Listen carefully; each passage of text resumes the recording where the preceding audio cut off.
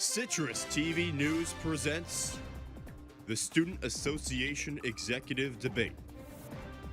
Live from the Syracuse University National Veterans Resource Center.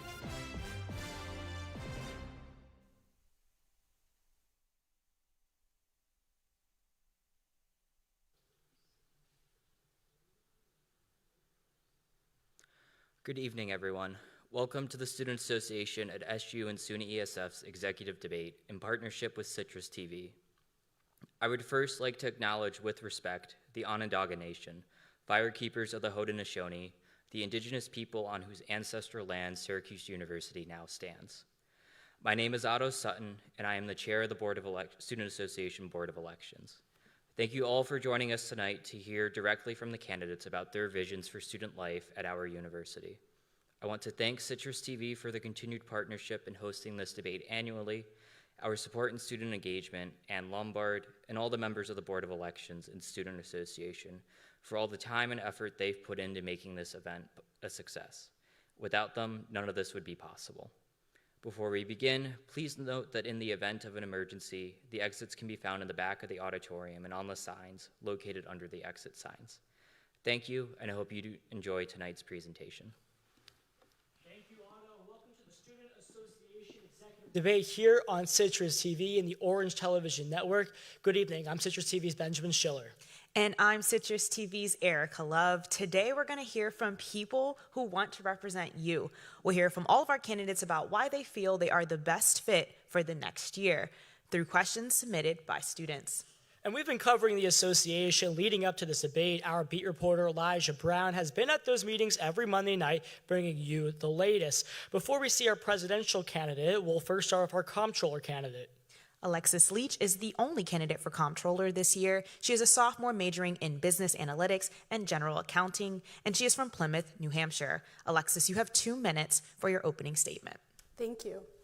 Good evening, esteemed members of the administration, staff, and fellow students. I extend my gratitude for each of you for joining us today for this debate.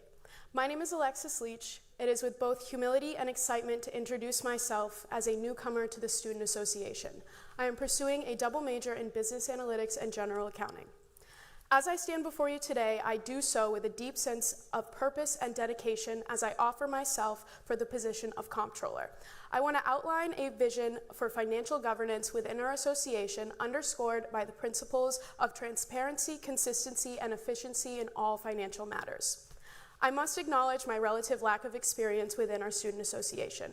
However, far from being a deterrent, I view this as an opportunity to offer a fresh perspective and innovative approaches to our shared objectives.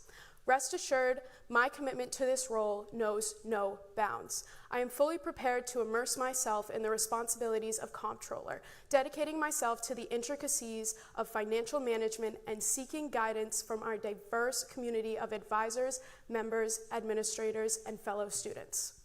I am eager to engage in conversation, to listen attentively, and to collaborate with each of you. Together, we can ensure the finances of our association and the registered student organizations are managed with integrity and transparency, laying a strong foundation for our collective success. My commitment to serving the Syracuse University community runs deep, and I am genuinely excited about embarking on this journey with all of you. Thank you. And we will now begin our round of questions. There is no time limit for your answers this evening. During our preparation for tonight's town hall, we noticed that you've experienced working as a server and bartender back home in New Hampshire.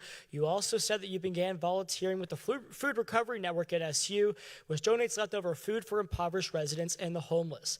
How do you think your prior and current experiences will translate as next Comptroller of the Student Association?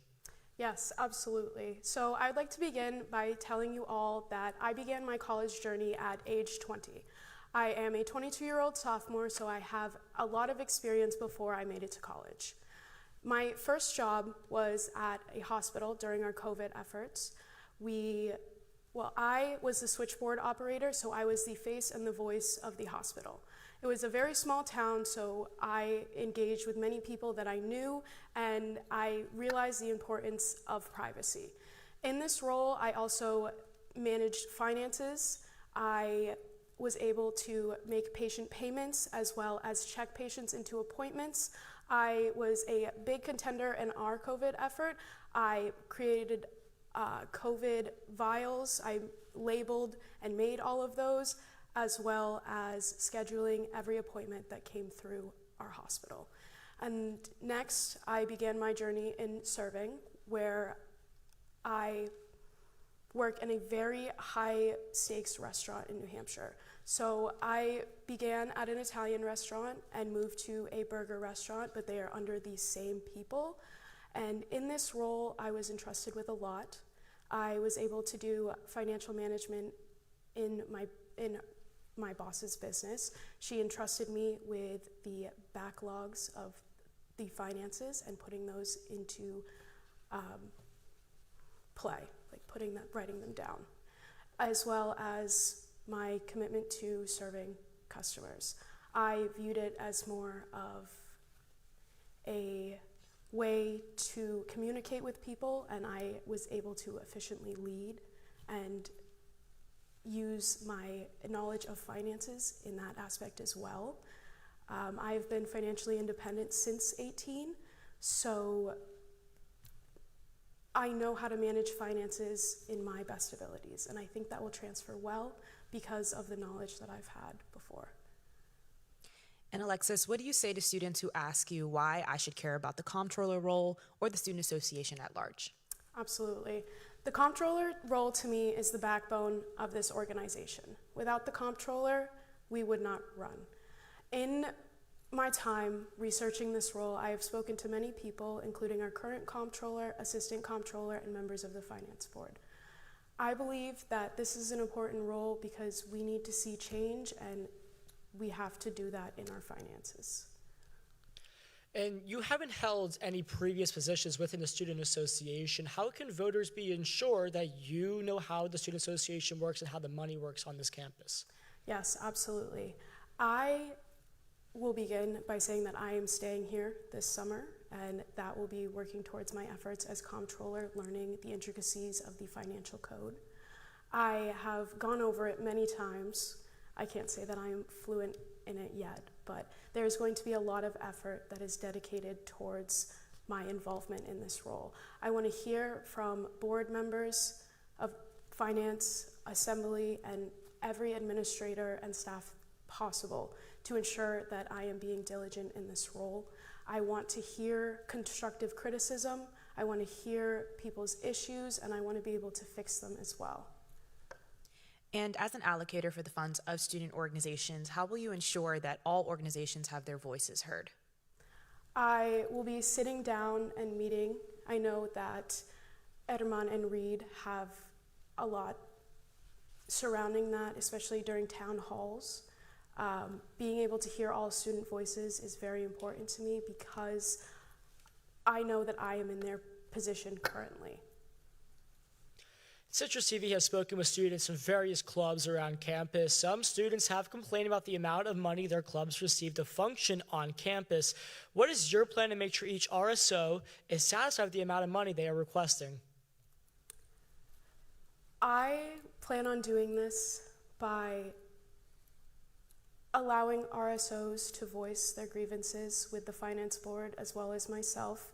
I want to hear the reasons why they believe that they are not being adequately funded, as well as working towards a goal and shared understanding of why they are not at that place yet.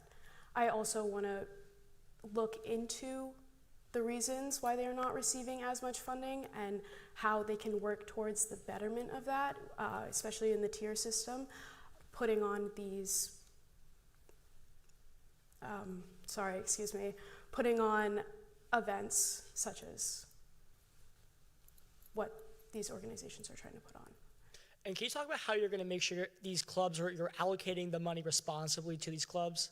Yes, absolutely. I definitely will work very hard with the Finance Board, as well as understanding why, could you repeat the question? Yes, I just want to know how you will allocate money responsibly, because I mean, there are a lot of clubs that are going to ask for money. Yes. They're going to ask for a certain amount of money. How would you make sure you're responsibly allocating funds to each club based upon their wants and their needs?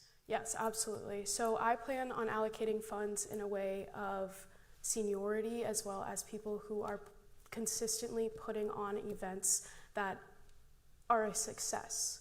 We need successful events and able to move forward and have more funding.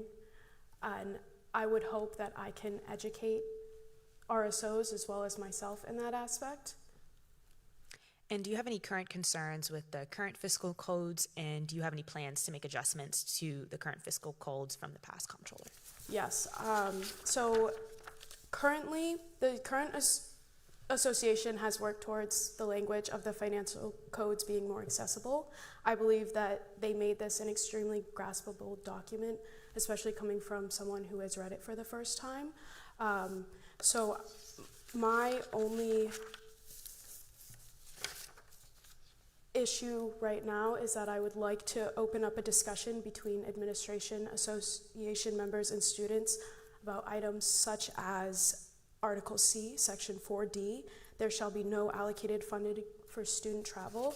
I believe that some students face financial barriers that prevent them from participating in events or programs that require travel and transportation expenses. By not providing funding support for these expenses, it may further existing financial inequalities among our students.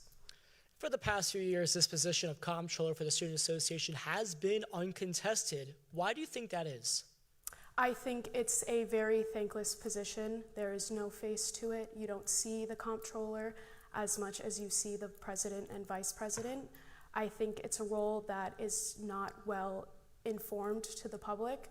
I know personally I had to search for what this role was about, what it entailed, and every single aspect of it. I think we need more information and advertisement of what the Student Association does and what the comptroller role does. You just mentioned that it is often a thankless job. What motivated you to run for the position of comptroller? My motivation came from my want to serve the people, and this is the best way I know how. In my strong suits, I have a lot of strong suits in financial aspects, and this felt like the perfect role for me. I wanted to dedicate myself to something that has purpose and meaning, even if it is a thankless job.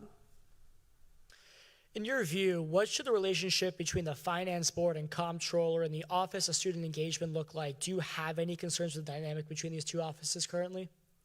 Currently, I am not aware of any dynamics that are between those. To address that issue, I plan on hearing from both sides and working towards a cohesive environment where we can all have open conversations without any ill will towards the other person. In what ways do you have initiatives that you'd like to promote the different processes of being the comptroller and also having to work with the finance board, since there's so much oversight for both groups? Absolutely. My main initiative is transparency. I understand that I'm a newcomer, and knowing where I'm at will allow everyone to know where they are at. I plan on having exemplary communication with all aspects of student association.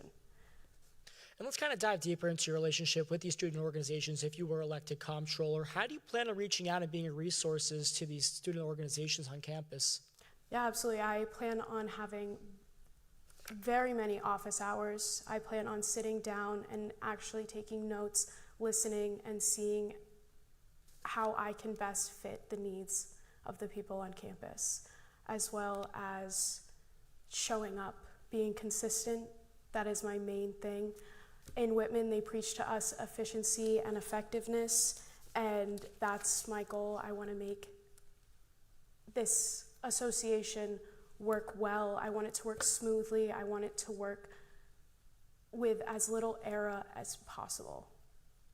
And what do you believe students can learn from becoming involved with Financial Board in terms of financial literacy and education and expansion beyond just being student organizations? Yeah, absolutely. I think financial literacy is one of the most important things. Being illiterate in finance allows for so many errors, and we cannot have that. I plan on having this financial literacy that I can give to other people. I want them to hear the things that I have gone through and how I have persevered through those in terms of financial literacy, and allow for an open environment where no question is a bad question. How do you plan to best work with RSO consultants and FAFSA coaches to help best organizations on campus? I personally plan to work very intently with them. I believe that it is so important to have good relationships and open communication with these organizations. FAFSA is very important. I know that is a very hard document to fill out. I personally filled it out myself, and every year since then, it has been hard. But if I had the opportunity to have people like that, I feel like the college transition would have been a lot easier. So it is so important to have that aspect. And with the job of comptroller requiring both grace and being strict to the rules, how do you plan on approaching difficult situations that may require tough decisions? I plan on approaching these with a clear head, a clear mind, a clear vision for what we want as an association. It's a very, very hard thing to have that, but it is so, we need to work towards that. What do you believe is the most important part of the fiscal codes to teach fiscal agents? The most important part is the understanding and the implementation of it. There is a vast difference between reading a document, understanding the gist, and actually pursuing and putting that document into action. We have a lot of protocols and intricate details in this finance code that need to be spoken about. And in fiscal trainings, I plan to hold very many so we all come to this deep understanding and have less error in budget proposals. Thank you, Alexis. You now have 2 minutes for your closing statement, same as your opening. As I bring my remarks to a close, I want to extend my heartfelt gratitude to each of you for your attention and engagement. Throughout this discourse, I've emphasized my dedication to serving as comptroller with integrity and diligence. While I may be new to this, my passion for effective financial management and my eagerness to collaborate with all stakeholders are boundless. I invite you to join me in this journey of discovery and growth as we work together to elevate the financial governance of our association. Your trust and confidence in me would be an honor, and I am committed to exceeding your expectations every step of the way. Thank you for your consideration and support. Thank you, Alexis. Thank you. And coming up after the break, we'll hear from our presidential candidate. The Student Association debate on Citrus TV and Orange Television Network continues next.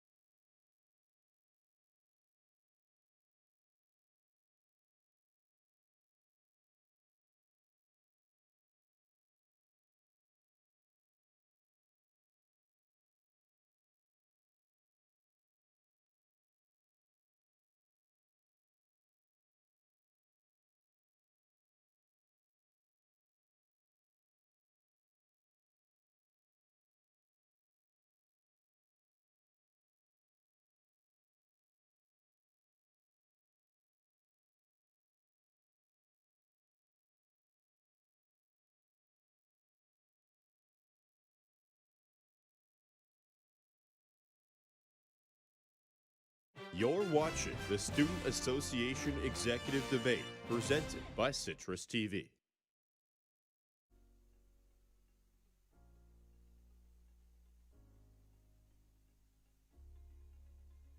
Student Association Executive Debate. I'm Benjamin Schiller. And I'm Ericka Love. Now we're going to hear from our president and vice presidential candidates.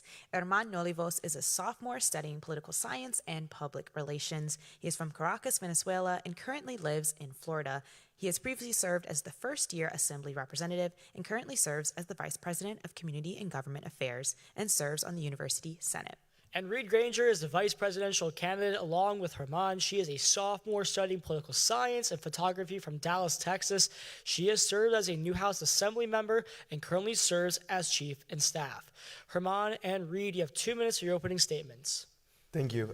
Before anything, I want to start by thanking the Board of Elections, CitrusTV, and the embassy staff for putting this event together. I also want to thank everyone who took the time to come here to listen to us today.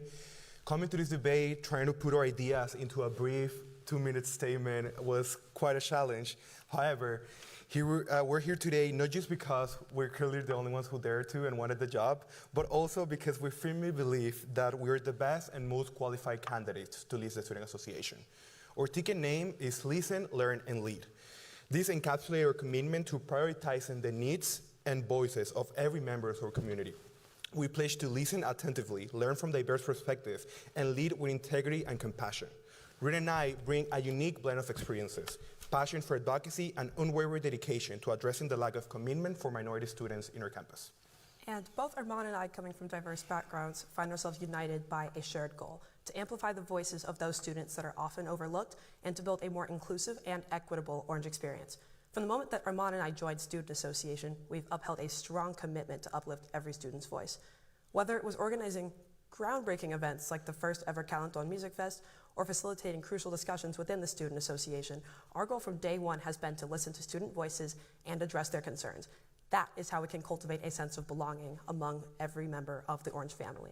We stand here today wanting to convey to you our ideas and goals for the next session of the Student Association at Syracuse University and SUNY ESF.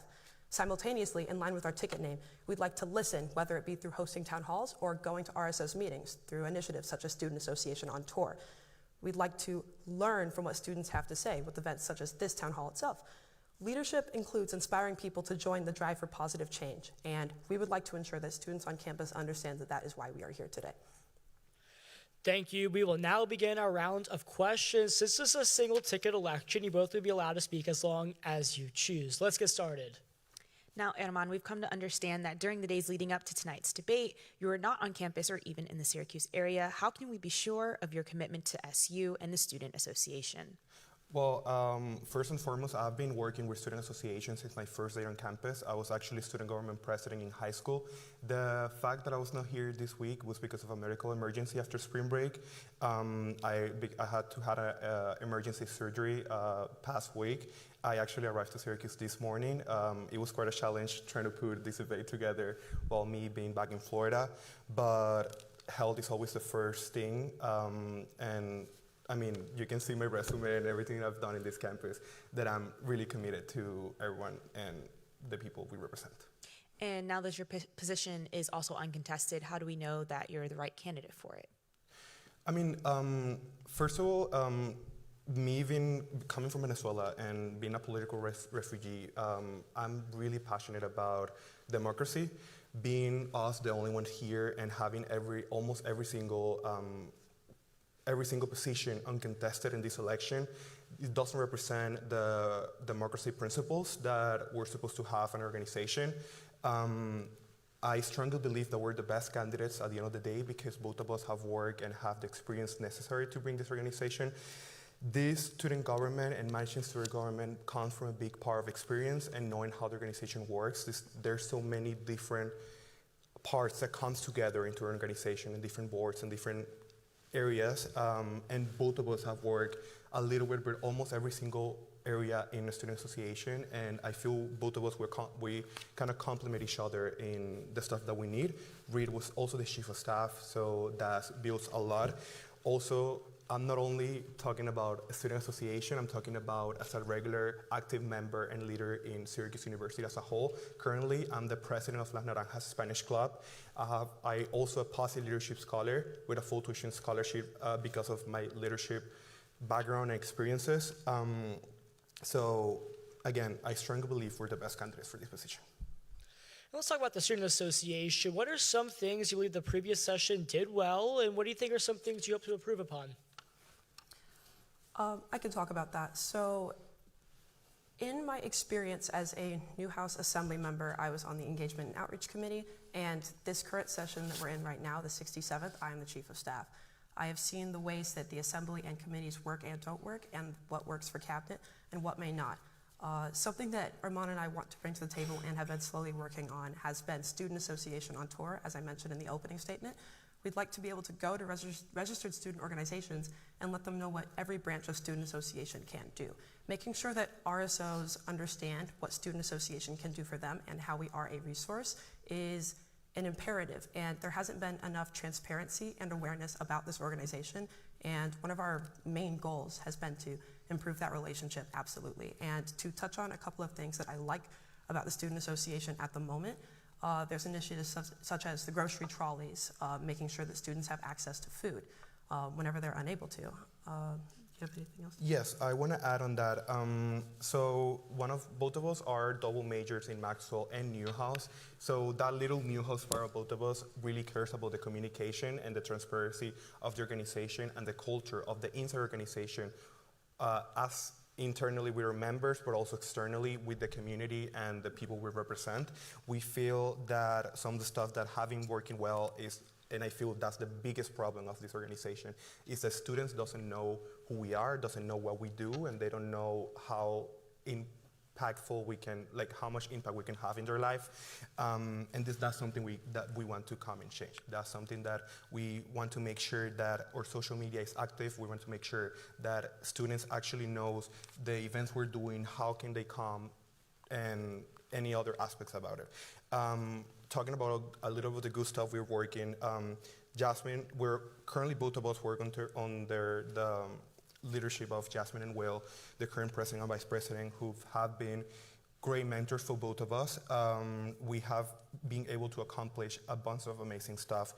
Thanks to them and thanks to the work of every single member in our community, we have people like Liv Creed, the Vice President of Academic Affairs, who have done an amazing job in sensibility. And also, my personal event, Calenton Music Fest, was a historical event. Was the first time that SU was throwing a Latino music festival. And that's the type of change we want to bring. That's the type of events we want to bring. We want to make sure that people feel that they belong. We want to make sure people feel safe and that they can come to us at any moment. And the Student Association have open doors for every single student in campus. And can you point to some of the examples of lack of transparency and how you would fix those issues? I can start with something as simple as meeting somebody new on campus and letting them know that I'm a member of Student Association. Sometimes, even if they are in an on-campus organization, they don't know what it is. And I think that is a highlight of the problem here. There's also registered student organizations that do not know that they can get funding through the finance board. And making sure that every single organization on this campus can access that, understand how to access that, so that they can create a great experience for their student members. That's... Also, when talking about multicultural organizations, we celebrate events like Hispanic Heritage Month or Black History Month, and there's a lot of multicultural organizations that could come to us and partner with us to make events, to continue making this type of events that make people feel welcome, that make people feel that they belong and that they're seen and represented. And that's something we want to bring. We want to have that good bridge between every single RSO in campus, so they can come to us to partner for an event or for help or something, or just to an advice and how to request money from the finance board. And this question is for you, Armand. What should the relationship be like between the president and the vice president? Well, first of all, we have been working together since the first day on campus. Both of us joined at the same time Student Association. So our relationship have to be, I'm not a strong believer in positions. I feel we will be the face of this organization, and we will work together to make sure that every single member feels that they can come to us, that we're good leaders for them. I'm pretty sure that any problem and that could come in the future, we will be able to solve it with no problem. We have a great communication between the two of us, and I couldn't pick a better person to be my VP. And Reed, do you feel differently? I feel the same. Armand and I, as he mentioned, have a great line of communication. While he was out of town for the past week or so for a medical emergency, he and I were FaceTiming nearly every day, making sure we had all of our points lined up for this conversation right here. And in the event of a problem arising, it would be as simple as a conversation, and it would be solved. Tensions have been high around college campuses following Hamas's attack on Israel at the beginning of October of last year. Earlier in the year, numerous campus-wide emails here at SU have been sent out regarding events and demonstrations over the conflict in Gaza. Many of those emails detail the ongoing discussion of academic freedom. What does academic freedom mean to you, and should it be prioritized over campus safety? Academic freedom means to us that students are able to enter a classroom and not feel that their voice will be condescended to or silenced. So making sure that classrooms can engage in comfortable and welcoming conversations about such controversial topics is an imperative for us. Yesterday, I was at the Freedom of Speech Town Hall that was hosted by Student Association so that we could help bring student input to the Freedom of Speech statement that the university is working on right now. And that is something that Armand and I will continue to be a part of, and making sure that those conversations are furthered so that students don't feel as though that they can't speak their mind. Going back to what I was saying about academic freedom, that it means, if it means something more to you than campus safety, what is your opinion? Do you think academic freedom should be prioritized over campus safety? I believe that there should, of course, be a balance in academic freedom and safety. Putting students in harm's way is never okay, but simultaneously, as we are an academic institution, people should be able to learn, period. Yeah. Student input should be always the top priority for this university and this association. And freedom of speech and all the stuff that we're talking about needs to come from student input and needs to make sure that every single student feels safe. We should support the entire university community for the right to speech and the right of the freedom of speech, while also understanding the implication of it. You know, implication of freedom of speech in others is the big part of it. And staying on the topic of the Israel-Hamas war, in November, a video from a demonstration surrounding the conflict went viral here on campus. In a video obtained by CitrusTV, a demonstrator said that Jewish student organizations were, quote, complicit in genocide, end quote. Armand and Reed, if you were the Student Association president and vice president at the time, how would you have addressed the issue? Well, as I was saying, I'm a political refugee from Venezuela. I know how it is not having the freedom to express your opinions. That's why I left my country. That's why I'm currently in the United States. That's why I currently hold a temporary protection status from the U.S. government. So I hold these type of topics close to my heart because I experienced something, I don't want to say likely, but something related to what we're currently going through. About those stuff, the students shouldn't be insulted or shouldn't feel that they're not safe in campus, as that's the part that we're saying about belonging is one of our huge part of our platform, because every student should just feel that they belong and they're happy around with their opinions, and people should respect that. And I feel that's part of democracy too. That's part of knowing that we can have conversations without insulting each other. We can have conversations and get into an agreement that we can disagree on a respectful way. And I feel that's a big part of this situation right now. So. Staying on the topic of demonstrations, where do you feel the Student Association lies when it comes to on-campus demonstrations and group organizing events? I strongly believe that people should be able to peacefully protest for what they believe in, and the Student Association will be supportive in those efforts as long as they follow rules that align with campus safety. And no student should be put in harm's way, but people should be able to speak up for what they believe in and show that with people around them and feel a sense of community so that they don't feel alone. And that ties into our initiatives and ideas about making sure that every student feels as though they can belong on this campus. And we mentioned some of those documents that went out on behalf of the student body from certain leaders on our campus. How do you plan to advocate for those said groups that you feel that aren't represented to the administration before statements are made on behalf of the entire student body? Well, one of our main stuff in our platform is the supporting of historical marginalized students. We want to make sure that every student have a voice, that every student is, we're both part minorities in campus. We both represent some faces that you normally don't see in campus.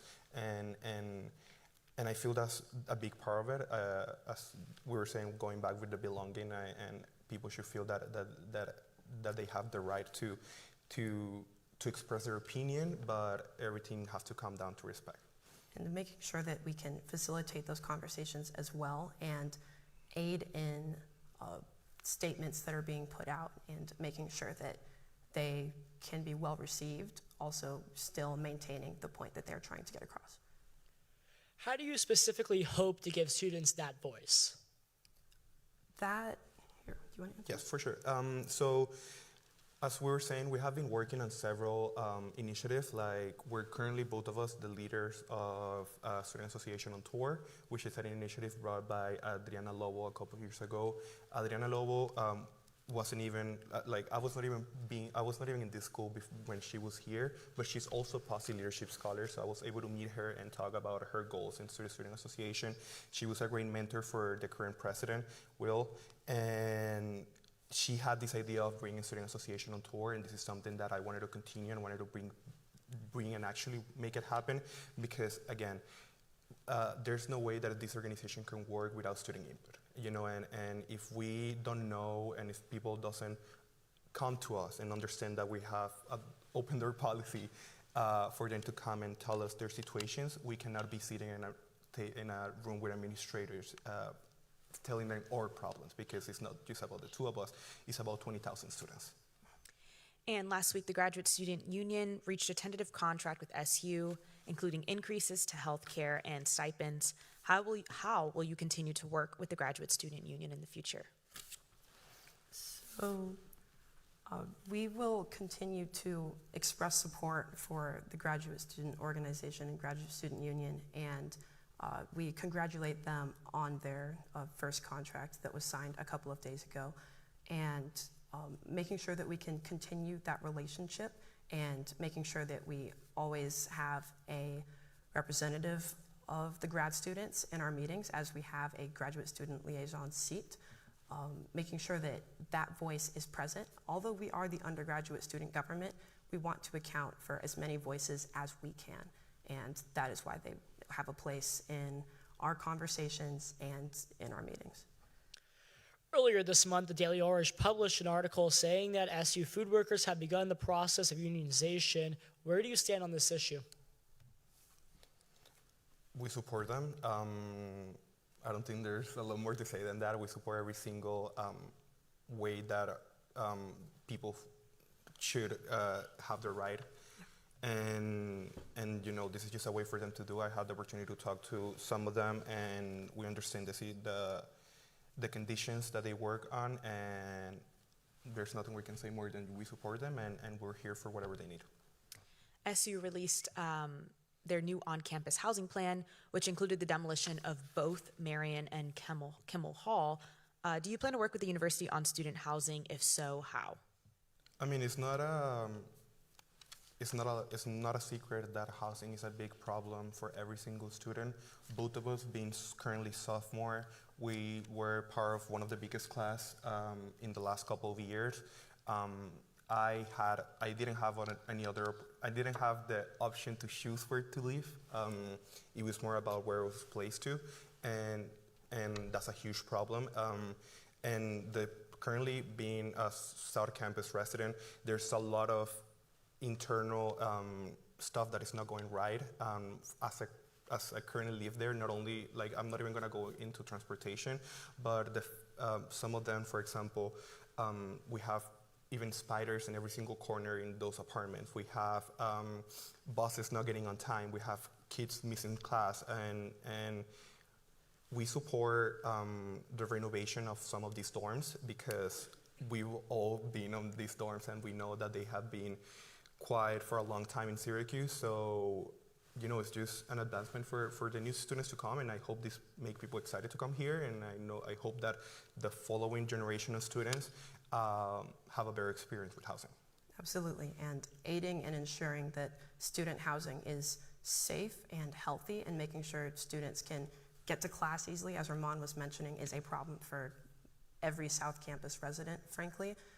I don't live there. I live in a dorm called Washington Arms, and the thing with Washington Arms is, although there's a kitchen on every floor, you're required to have a dining hall plan. And I want to proceed with conversations with the administration and make sure that not every student, although having access to a kitchen and buying groceries and being the furthest dorm from any dining hall, make sure that that can be an accessible and logical solution, and opening up conversations about any other like student living option, and just helping students like live comfortably and do their homework. Yeah, and also when it comes to a little bit what they were saying about the food and dining hall plans. Currently, I don't have a dining hall plan because I live in South Campus, but students like Reed, are obligated to pay this really big amount of money for a dining hall plan. It's kind of inconvenient and also not fair for every single student. Not every single student is in the same financial situation. So, you know, students like me, I couldn't be able to afford a dining hall plan to continue to be in a dorm, but I also don't feel that I'm paying that I'm getting what I'm paying for in living in South Campus. Because being a sophomore, I'm obligated to live in campus, but I'm paying even more money that I will be paying living outside of campus in a much better situation, apartment, or whatever it is. Yeah. And as we all know, the school has been working to buy out many different properties all across the surrounding area. How do you plan to support or work with students who may not get housing? I mean, I feel that the main point of the university buying properties around is for students getting housing. So yeah. I imagine it would be horrific should the university be buying up that much property and then students being left without a housing option. So making sure that we have a space for students to let us know what their concerns are, and we can bring those conversations to administration, making sure that no student has to wonder where they might live that next year. Going back to the topic of food and groceries, how do you support, how will you plan on working with the university to support dining options that are more affordable, such as groceries and, you know, lunches and dinners for people to come into, let's say, Shine Student Center, for example? How can you work with this university to make them more affordable for students? First of all, there's a lot of problems with dining hall food, with the dining halls and catering, and we can go on and on in every single problem we have, and students come to us with concerns. One of them, and at least the one that touches closest to my heart, is the fact that there's students going to sleep hungry, that there's students who leave class at 9 p.m. and they don't have no option of a food, or no option to go to a dining hall to get food. And I had this experience myself as a freshman in this campus, and for me at least, that's one of the main concerns we have, and food accessibility. I don't know if you want to add something. And I wanted to touch on the concerns with the vegetarian options in dining halls and vegan options as well. Sometimes, and I myself am not vegan or vegetarian, but I can't help but notice that it will literally just be like pizza as the vegetarian option, making sure that there is more of a variety of options for students with dietary restrictions, and ensuring that there's healthy options. Yeah. Also, on that note, you in the question you mentioned about the finance about dining hall food. Again, being in South Campus, sometimes I don't have the time to go back to my house and cook for myself to make my lunch. So the prices being, if I'm not mistaken, it could be around $25 for me to pay to go to a dining hall food. is just a really not doable amount for what we're getting. Students that doesn't have the dining hall plan shouldn't be paying $25 every single day if they're hungry in campus. So yes. And staying on housing, with the new housing being built on Marshall Street, DPS has opened a new office to keep the area safe. How will you be involved in campus safety in this nearby area? Definitely, we have heard concerns from students about how how Marshall Street is not safe, especially in late hours of the night. We feel that having DPS there could help students feel safer, but I mean, we plan to work with Chief Stone from the DPS in order to make sure that every single student feels safe in campus, not only in the university area, but also around campus where other students live, and a lot of other students, live around like the streets around the campus. Chief Stone also has worked at other universities in the past, and both of your experiences working with the Student Association, have you seen the previous leaders in Student Association build on that from his previous experience on how to apply that to the Syracuse campus? We have frequently seen that past leaders in Student Association collaborate and have conversations with Chief Stone, and we want to continue that relationship with GPS and the Student Association. And we also recognize the fact that even though we have had great student leaders, and at least for the last 2 years, the leaders we have been mentors for both of us, we recognize that there's still a lot of work to do. There's still a big systematic change that needs to happen, and we're here for that. We're here to get as close as we can. Earlier this year, Citrus TV's Michael Lamore reported on Ernie Davis Dining Hall failing a health inspection. How will you ensure that the food served at SU is up to health standards? Not only continuing conversations with administration and keeping those health standards to standard,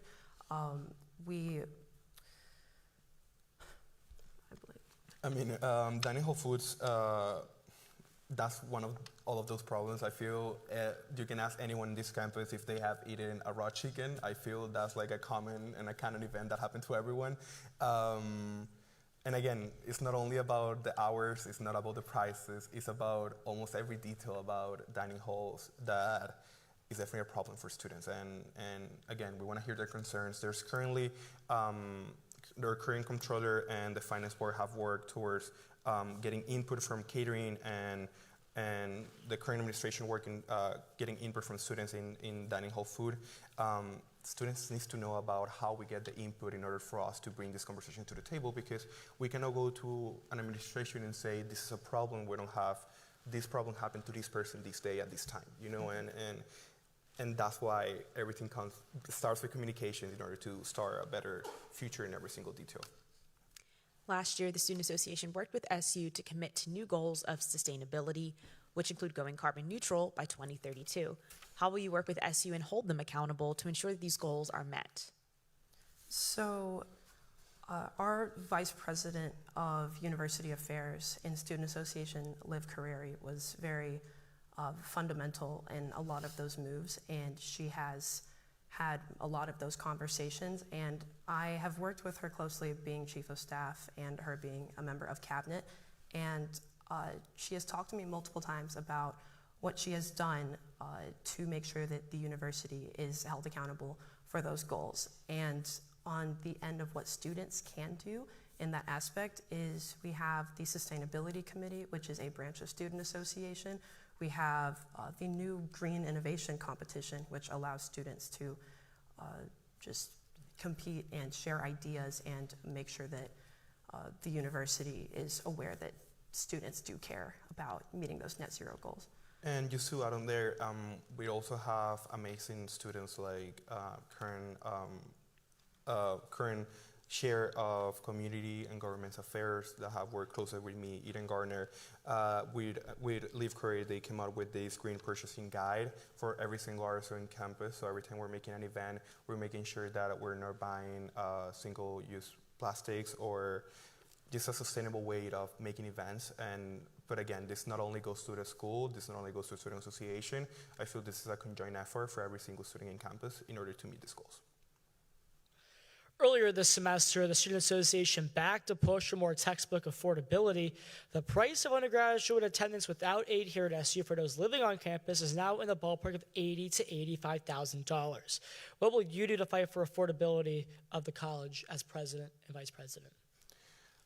Currently, as I was saying, I'm a POSI scholar, so I have a full tuition scholarship to come to the university, but I still struggle economically. If it wasn't for my scholarship, I don't think I would have been here today. But I do say that tuition instability and also with textbook creates less opportunity to diversify perspective on campus. A lot of students don't come to Syracuse University because of this situation. I mean, we all know that cost of attendance affects thousands of students every year, and we'll encourage to continue the programs such as POSI, as I was saying, or Times Has Come in OMA, done by OMA. So, The Student Association has also helped students with careers overall, holding events such as the Career Closet. How do you plan to work with students as they move beyond Syracuse? Maintaining conversations with Student Association alumni and making sure that whenever new members of Student Association walk through the doors of Maxwell Auditorium, that they know that they have a space for mentorship, conversations, and furthering those conversations beyond graduation. There's members of Student Association that graduated in 2023 that I still converse with to this day. And having those people in my life has truly just been imperative and helpful for me to get to this point, and I want to be able to make sure everybody has that opportunity and not just members of Student Association. and then to add on that, as I mentioned before, Diana Lobo, which I didn't have the opportunity to go to college at the same time as her, but connecting through Student Association, I was able to meet her, and through POSI, I was able to meet her and get so many ideas that she was not able to get done, and for us to kind of continue and bring that baton of light to Student Association and to the campus. There's schools that does great jobs in alumni connections, like Newhouse or one of our schools. So yes, we just plan to continue working with them and trying to do the best with alumni and Student Association. In June of this past year, the United States Supreme Court prohibited all colleges from using race as a consideration for college admission. How do you hope to maintain a diverse campus here at SU? Yes, for sure. So I'm gonna talk in this part a little bit about myself, because I got to the United States around 6 years ago. So if we put this into perspective, I learned English around 4 years ago. And when I was applying to college, in my process of in applying to college, I couldn't compare myself to any other students in campus, like in my school. Like some of the students that when we meet to high school, first of all, know English since they were born, or have taken different levels of math that I couldn't match because of the time I got here. But I'm standing here right now. I have the possibilities, and definitely I'm a student who deserves to be in this school. And having those type of programs makes people like me standing here, makes people like me come to these universities and be in spaces that otherwise we couldn't be able to get. If it wasn't for POSI, I would have been in my hometown right now, in my community college, which is nothing bad about it, but I have a great opportunity today. We're almost becoming the student president, vice president of this school, and I mean, the school have to continue having programs like POSI. I know around 4 years ago, we used to have POSI for Atlanta, for LA, and Miami. We currently only have Miami. This scholarship is about diversity. This scholarship is about student leaders, and I'm pretty sure that if you're on campus and if you are involved in any organization, you know a POSI scholar. And I just hope to tell the administration and work with the administration to continue having programs like this one.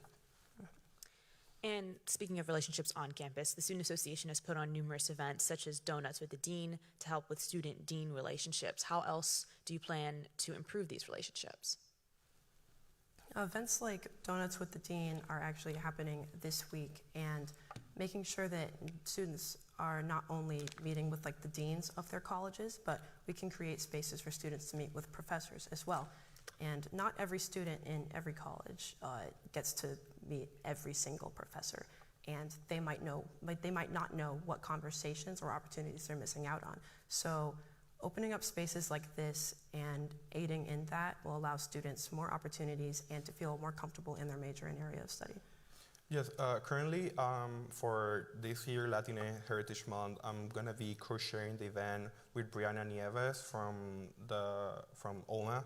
And one of the stuff that we have been working on is about connecting, at least in this specific case, which is Latino students in campus, connecting with other Latino professors and administrators, so they have someone that they can go to, someone that they feel even speaking in their own language, even understanding the situations or problems they might be going through.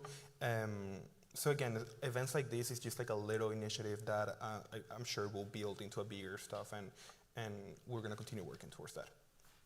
Earlier this month, SU temporarily reduced the hours of its safety escort shuttle to take the last calls at 1:45 a.m.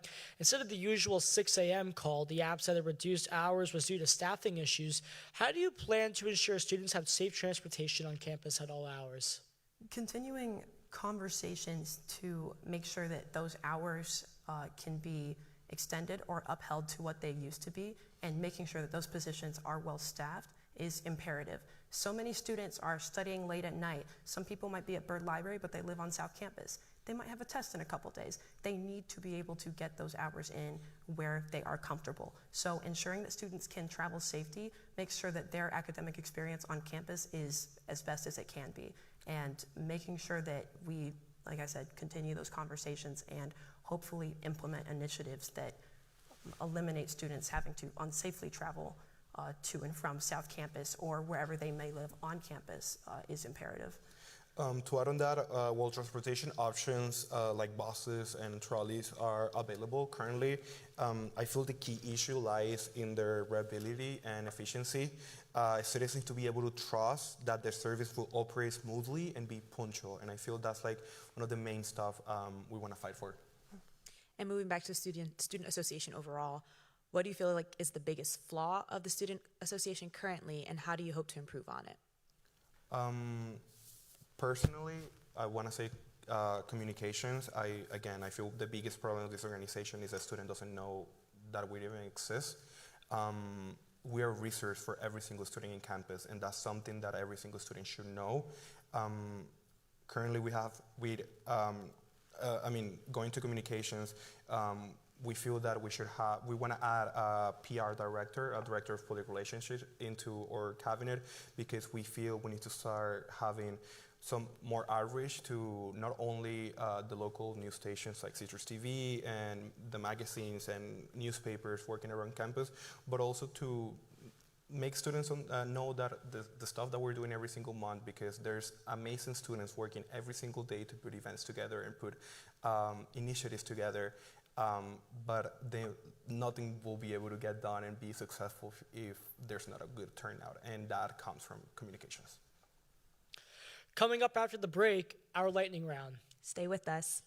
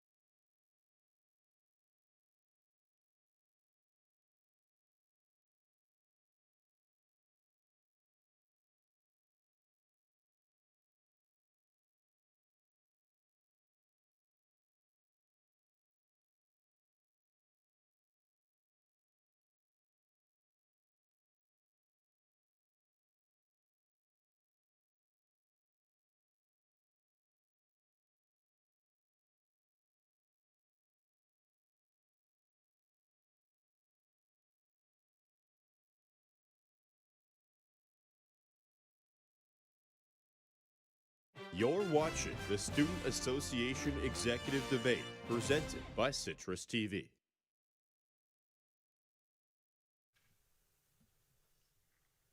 Welcome back to the Student Association Executive Debate. We're now going to go into our lightning round. You will have 60 seconds to answer each of the questions. How can Student Association specifically improve its outreach to students from freshmen up to seniors? Starting with freshmen, I think we have to attack the problem from the root. We want to talk to FYS curriculum in order to add a student association as a resource for them. And for seniors, you know, having them involved in campus, I feel that's one of the main stuff. I feel like when it comes to juniors to seniors, there have to be a whole new ideas from when it comes to communications that I have been talking before. How do you plan on improving communication between students and the administration? I would say that continuing our town hall events such as No Problem Too Small, where we gather student concerns and then accumulate them so that they are something that we can bring to meetings with administration so that they have not just our modernized words, but the words of the students that we represent. What resources specifically on campus do you believe currently don't meet the needs of students? Transportation is a big one. Dining halls is a big one. Yes, those two have been, we have had a lot of personal experiences and students coming to us to talk about it. And I mean, it's not a lie for anyone that those two definitely lack for students in campus. How do you plan to encourage and empower RSOs throughout the university? Currently, I'm the president of an RSO, the Naranja Spanish Club. I know the importance of talking to every single RSOs. At the end of the day, we represent them. We're not asking for them for their support. We're asking for their partnership. We're here for them, and having events and initiatives like Student Association on Tour will make us talk to them and hear from firsthand student leaders what are the issues surrounding them. And just holding like office hours or just going to RSO's general body meetings will be something we do as well. And what is a specific brand new initiative or idea that you all have? Currently, we're going to continue making events like Allentown Music Fest. Definitely have been one of the most successful events that Student Association have put out this year, and students actually feel happy after it happened. So we want to continue having more multicultural events, making sure Student Association is responsible and is obligated to make multicultural events for the communities, for the minorities and historic and marginalized communities in campus. In your opinion, do you think the proposed changes to the Student Association's constitution will work to benefit students across campus? Yes, 100%.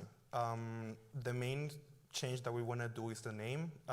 We want to change the name from Student Association to Student Government Association, not because that's how it's widely known between other universities and schools around the country, but also because SGA sounds better. How would you describe your philosophy as leaders? I will say that since I was young, grew up like a little bit introverted, and slowly through whether it be sports or clubs at my middle school and high school, I slowly engaged more with leadership positions and just being a general member of organizations. And I gained a passion for leadership in the form of making sure that I walk through every situation and conversation kindly and compassionately and with regard for others, and making sure that I can help other people address their needs. If I can't answer someone's question, I should and hopefully will know exactly who to direct them to so that they don't leave that conversation with something unsolved. I feel it's important to know, and one of the main things that is a priority in our administration is to know that it's not about us, it's about you guys, it's about every single student we represent. If you're elected president and vice president of the Student Association, what is that first thing you like to accomplish as the leaders of the Student Association? We want to make sure, first of all, that students feel welcome in our office. We want to make sure that they know where we're located, that their office is an open space for every single student in campus. That comes, again, and I've been repeating this a lot, that comes from communication. Communication at least is going to be one of my most personal goals. also the culture within the organization and certainly with students is going to be one of our top priorities.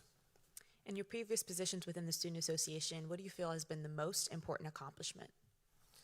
I would say that as Chief of Staff, I do a lot of work internally, and smoothly managing and facilitating conversations in cabinet has been one of my favorite achievements. There has also been, for example, the spring planning meeting that was just held among the association at the end of the fall semester.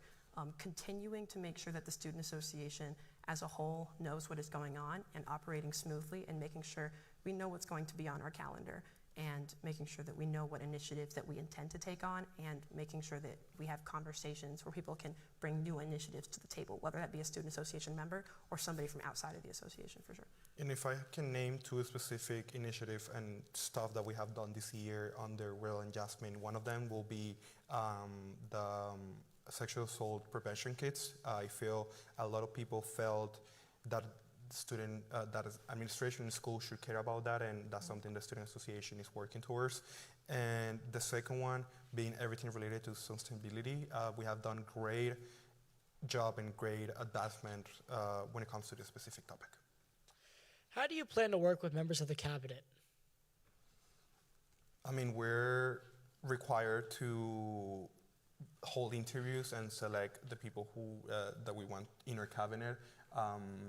Currently, I mean, I feel you can talk more about it since you're chief of staff. I can. Making sure that all interactions among cabinet members are efficient and with regard to student needs, and making sure that us as president and vice president have a great relationship with the cabinet, as well as our chief of staff, who will be, whoever it will be an imperative member of that leadership position as well. Just to add on that, the chief of staff is the one who holds cabinet meetings. And what do you think is the association's greatest strength? The people, 100%. The people inside of the organization, every single person that is currently working in our org, extremely passionate for whatever they're doing. We have been having not only students like us that have been working since the first day in campus and Student Association, but we have people who have joined this year, like our current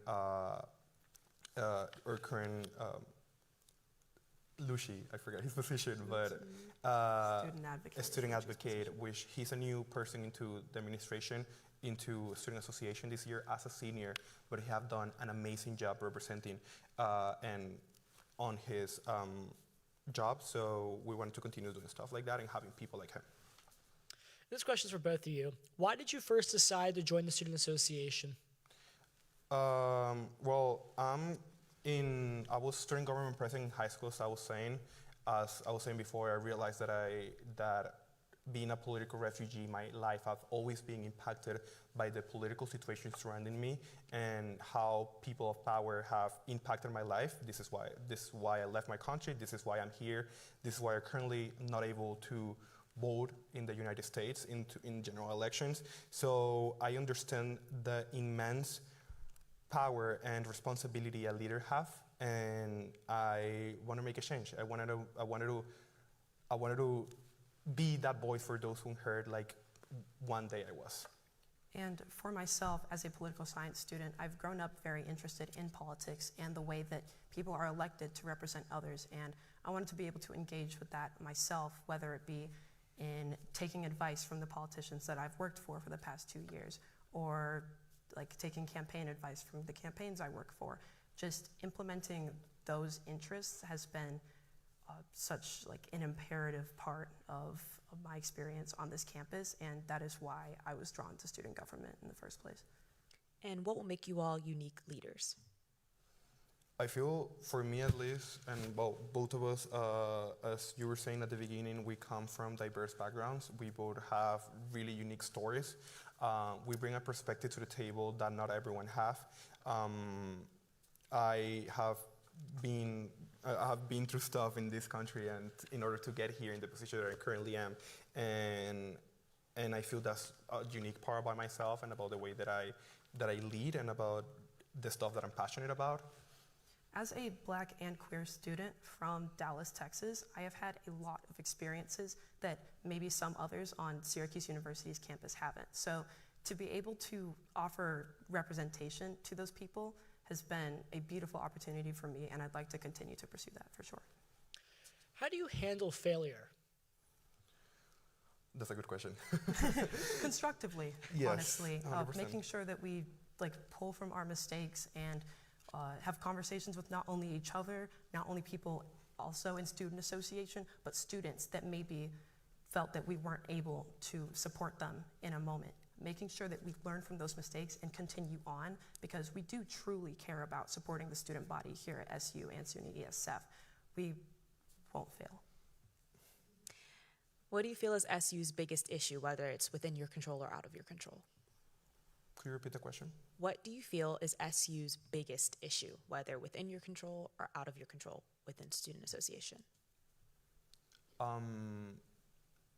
For me, and something that I definitely know is a big issue, is the cost of attendance.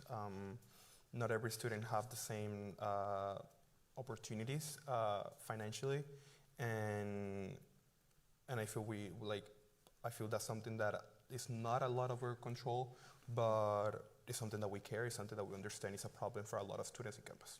I'm in agreement. A lot of the opportunities that students get here at SU are inaccessible to so many, and although that may not be an issue that I can fully solve with this Student Association administration, it is something that is very important to me, because I would like to see as many people as possible get to experience the opportunities I've had on this campus for sure. As we all know, the Syracuse University campus and the SUNY ESF campus are connected to each other. How do you plan to balance the concerns of SU students as well as ESF students? We currently have in our assembly 3 seats for ESF students. We have amazing students from ESF currently working under the current administration. As I was saying, being Vice President of Community and Government Affairs, I work really closely with the Chair of Community and Government Affairs, which is Eden Gardner, which is an integral part of MOSA, the Mighty Oaks Student Association on ESF. His voice and his ideas and the stuff that he brings to the table have been extremely important for everything we have accomplished this year. And we need students like him that will come to organization, and we're gonna make sure to have those 3 seats for ESF fulfill and give the same opportunities for maybe joining our cabinet or just being open to talk to them. And through our connection with Eden Gardner, we will maintain collaborations with ESF's MOSA and as many ESF students that are in our association as possible. For example, in the constitutional referendum, as referenced earlier, if passed, we will have an ESF liaison in addition to our 3 ESF assembly seats. So furthering that representation, as our campuses are almost the same thing, is imperative in making sure that we can create a great space for every student that experiences this campus. And what are your ambitions after graduation from SU? I'm currently double major in political science and public relations. I definitely want to build a career on communications and into the Latino media in the United States. I have worked with companies like Telemundo, which is one of the biggest TV companies currently in the U.S. for Latino and Hispanic media. I want to make sure some way, somehow, we're connecting American content and American companies into a Latino market, which is one of the biggest markets currently in the U.S.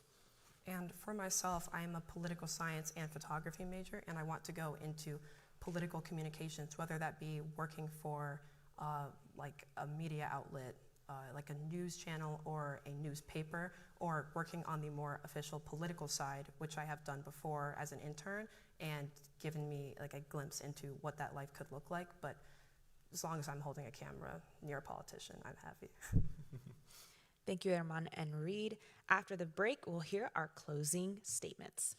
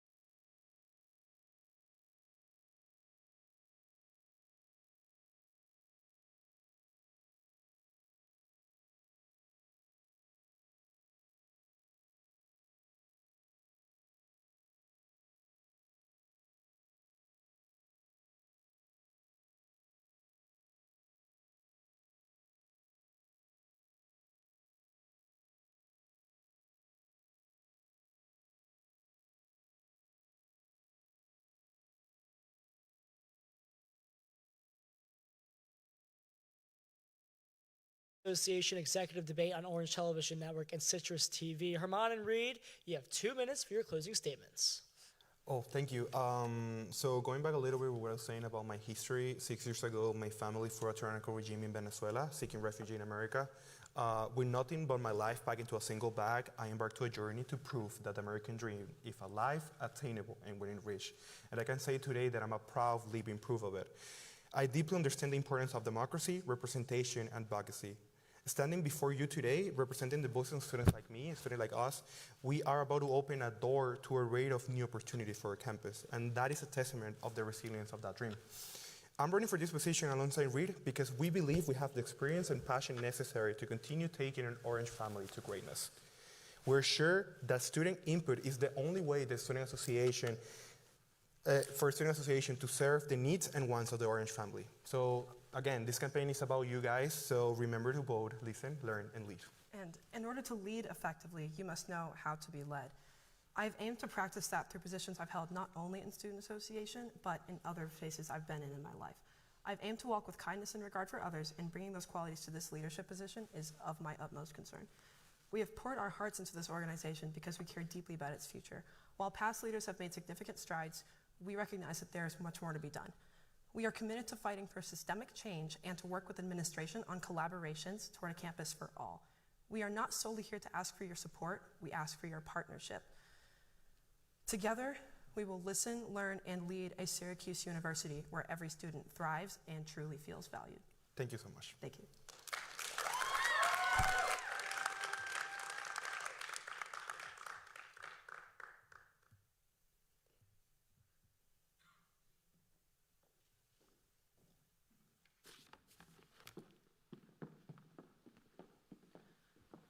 Thank you again to everyone who came and who watched online. I would again like to extend my gratitude to Citrus TV for partnering with us for this event for the past 3 years and hopefully into the future, for all our staff and support and student engagement, and everyone else in Student Association who has helped to make this event and this election cycle a success so far. I'd like to remind everyone here watching online and all students at Syracuse University and SUNY ESF that voting for the spring 2024 election will begin next Monday at midnight and will continue through Friday, April 5th at midnight. Again, on the ballot, you have President and Vice President, Comptroller, and Assembly members for various schools and constituencies, which includes contested Assembly races for Newhouse and Whitman, as well as an important constitutional referendum. So I encourage all students to check their emails, check our website, and check our social media for information on voting and for information on everything that's on the ballot next week. And I encourage everyone to vote and spread the word. Thank you. Thank you, Otto. And that concludes the 2024 Student Association Executive Debate here on Citrus TV and OTN. And don't forget, you can follow us on X and Instagram at Citrus TV News. You can also follow our Student Association beat reporter, Elijah Brown, at Elijah B News for more coverage of the Student Association. Now, for the entire Citrus TV News team, I'm Benjamin Schiller. And I'm Ericka Love. Have a great night, Syracuse.